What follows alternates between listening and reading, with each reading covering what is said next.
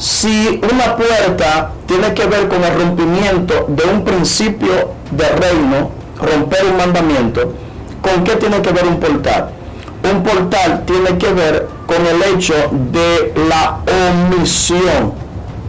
Porque si bien es cierto que el pecado es el rompimiento de la ley, también hay pecados de omisión. ¿Qué es la omisión?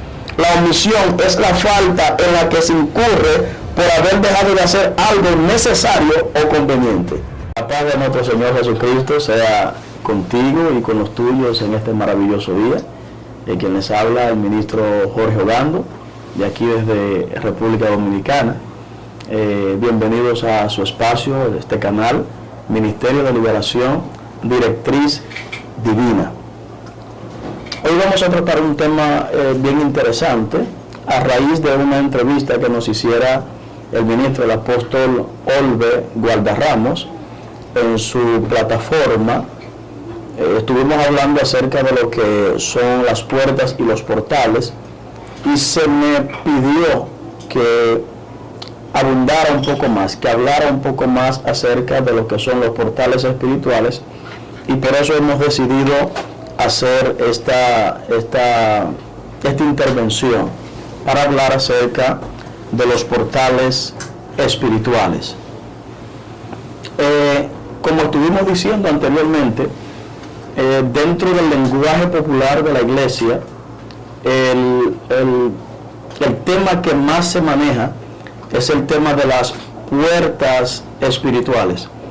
Y estuvimos diciendo que este punto, las puertas espirituales, tienen que ver acerca de un derecho legal directo que le otorgamos al adversario por medio de la infracción de la palabra, de los mandamientos, de los principios de reino. Cuando infringimos un mandamiento, cuando infringimos un principio de reino, entonces ese es un derecho legal que le otorgamos al enemigo, y a ese derecho legal se le llama puerta. Ahora bien, ¿qué son los portales espirituales? ¿Qué son?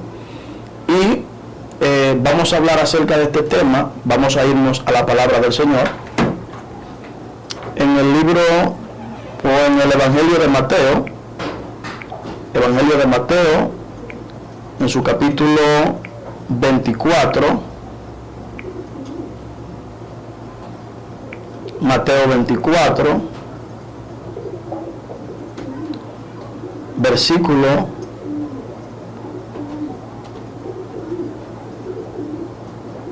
42. Mateo capítulo 24, a la altura del versículo 42. Y dice de la siguiente manera: velad pues, porque no sabéis a qué hora ha de venir vuestro Señor. Pero sabed esto, que si el padre de familia supiese a qué hora el ladrón habría de venir, velaría y no dejaría minar su casa. Voy a volver a repetir el versículo 43. Pero sabed esto, que si el padre de familia supiese a qué hora el ladrón habría de venir, velaría y no dejaría minar su casa.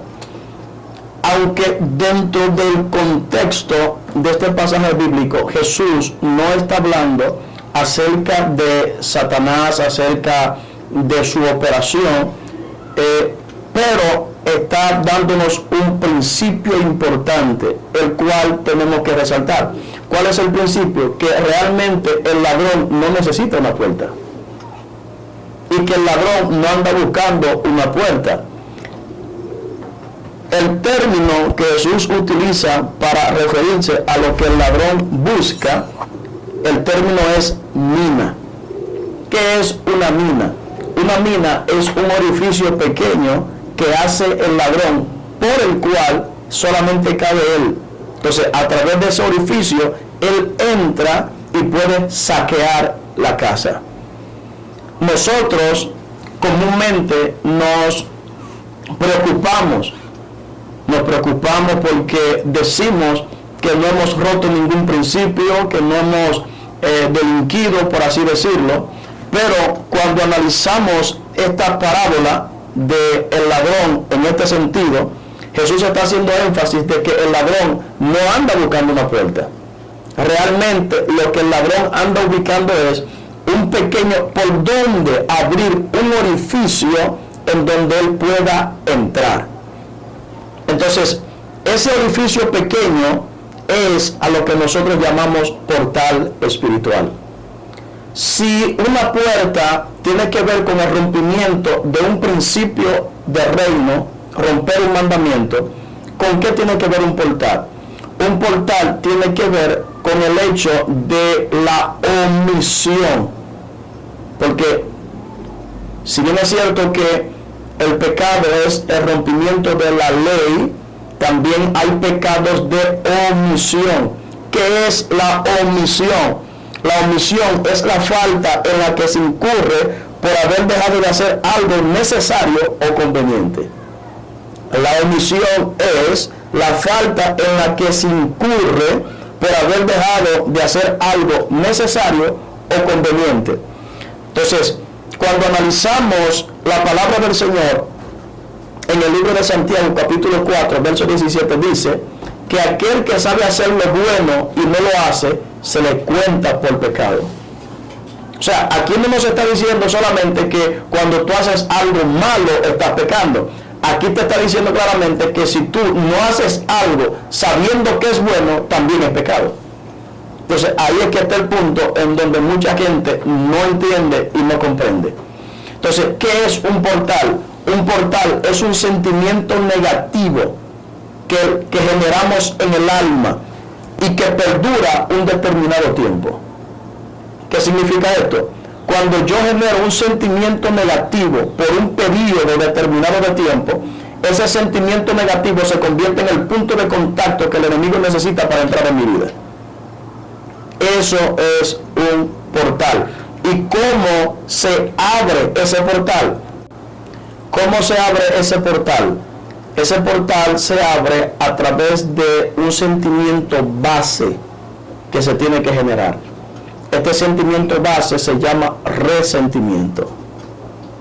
El resentimiento, cuando lo generamos, se convierte en un punto de acceso que el enemigo utiliza para entrar en nuestras vidas.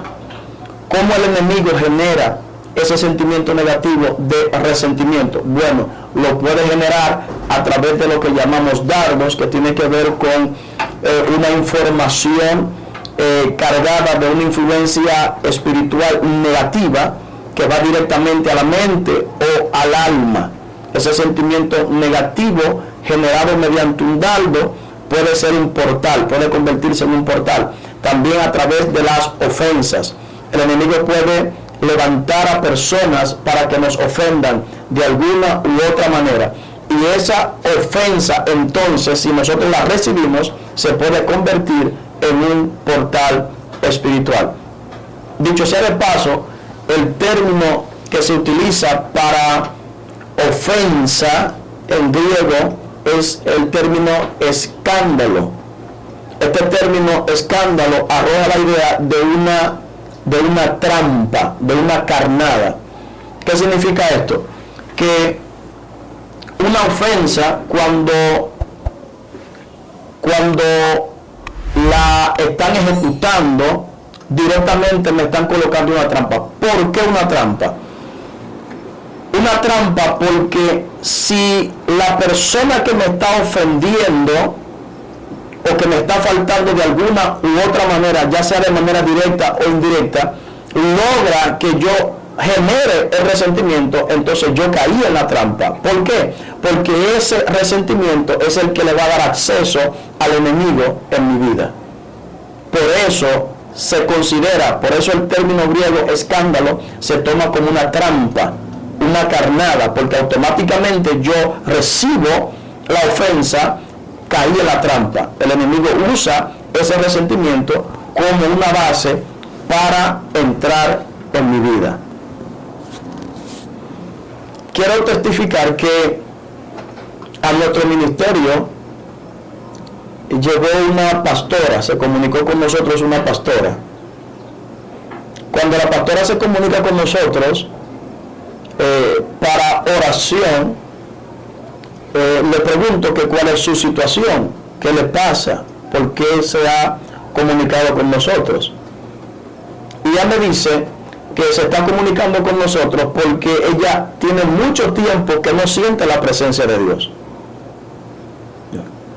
Eso está extraño, le digo. ¿Cómo es que usted tiene tiempo que no siente la presencia de Dios? Me dice, sí, yo tengo tiempo que no siento la presencia de Dios. Ayuno, oro, hago todas las dinámicas espirituales que se tienen que hacer y no logro sentir la presencia de Dios y no entiendo qué me pasa. Y por esta causa he solicitado oración. Me encuentro raro eso y yo empiezo a indagar a la pastora y le pregunto con quién usted vive. Ella me dice, bueno, yo vivo con mi esposo. Le pregunto cómo usted se lleva con su esposo. Entonces ahí la pastora me dice que su esposo le fue infiel. Y ahí entonces yo indago un poquito más y le pregunto, ¿usted lo perdonó? ¿Usted perdonó a su esposo? Y ella me dice, yo no lo he perdonado, ministro. Entonces yo le dije a ella, ahí está el problema. Por esa causa usted no siente la presencia de Dios, porque usted está albergando un sentimiento negativo llamado resentimiento. Y ese resentimiento le está literalmente succionando la espiritualidad. Succionando literalmente la espiritualidad. Y mientras usted tenga ese resentimiento albergado en su alma, usted no sentirá la presencia de Dios. Y le hice una pregunta, le dije, ¿usted estaría dispuesta a perdonar a su esposo en oración? Ella lo pensó, lo meditó y luego me dijo que sí, que ella estaba dispuesta a perdonarlo. La guié en una oración de humillación y de liberación, o sea, para ella liberar a su esposo. Cuando hicimos la oración,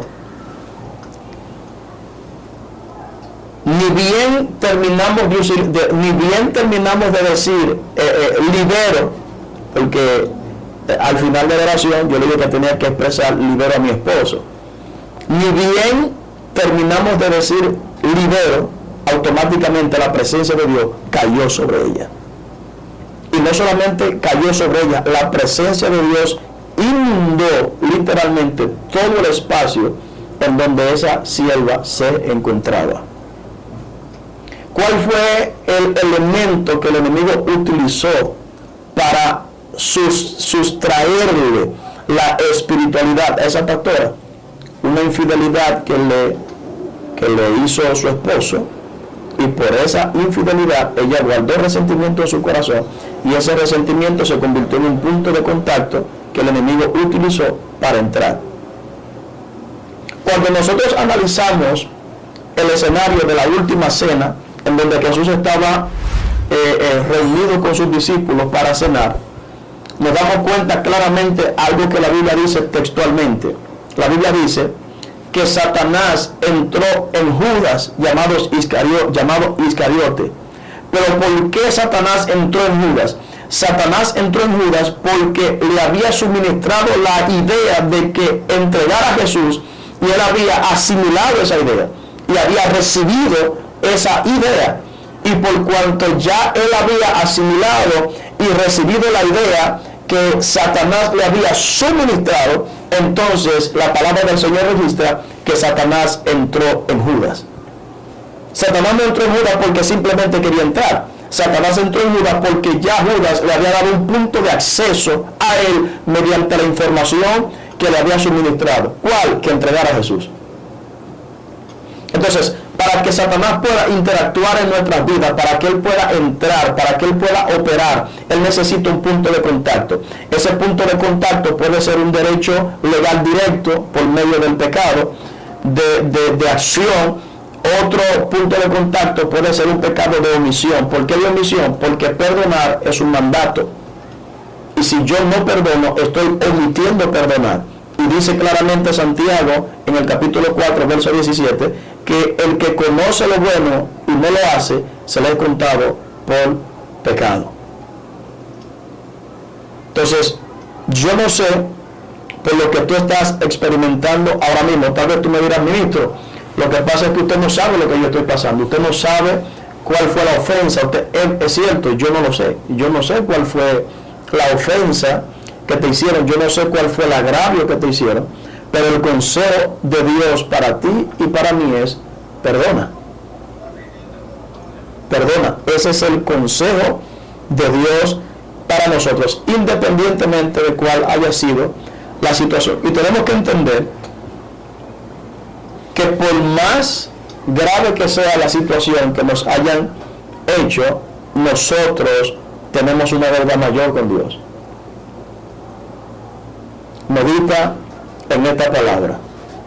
Por más grave que haya sido la situación que te hayan hecho, ten por seguro que Dios siempre nos perdona más a nosotros.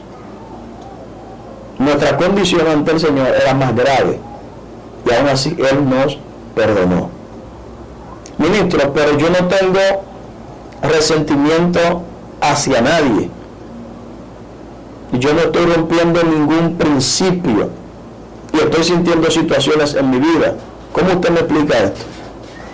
Me pasó el caso también con una joven que llegó al ministerio con una situación espiritual, y cuando ella llega al ministerio le hacemos la entrevista del lugar y empezamos a indagar acerca de su situación y oramos por la joven, y aunque la joven estaba experimentando una opresión en su vida, no recibió liberación.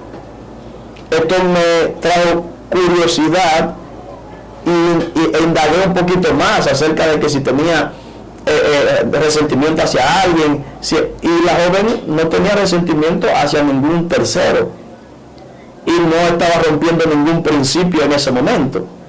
Entonces el Espíritu Santo me dijo: pregúntale si ella se ha perdonado a sí misma.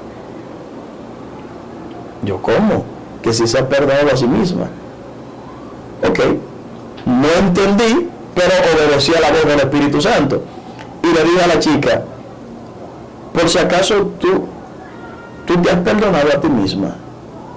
Ella bajó la cabeza y empezó a llorar. Ella tenía resentimiento hacia sí misma porque en anterioridad había cometido algunos errores, y esos errores que había cometido la llevaron a tener resentimiento hacia sí misma y a no perdonarse a ella misma. Y esa falta de perdón hacia ella misma le dio un punto de acceso y un derecho que el enemigo estaba utilizando para no salir de su vida. Entonces, es probable que tal vez la situación tuya no sea que tengas resentimiento hacia una persona X o Y, o sea, hacia un tercero, pero es probable que tú tengas resentimiento hacia ti mismo o hacia ti misma, que hayas cometido algunos errores, porque hay personas que reconocen que los errores que han cometido son muy graves y entienden que no merecen el perdón ni siquiera de ellos mismos. Pero quiero darte una palabra en este hermoso día. Independientemente de que tus pecados hayan sido rojos como el carmesí, el Señor ha dispuesto perdón para ti. Y si el Señor dispuso perdón para ti, es tiempo de que tú también te perdones en el nombre de Jesús. Es tiempo de que tú te perdones en el nombre poderoso de Jesús. En un próximo video vamos a seguir tocando otros aspectos acerca de los portales. La paz del Señor sea contigo y con cada uno de los tuyos en este día.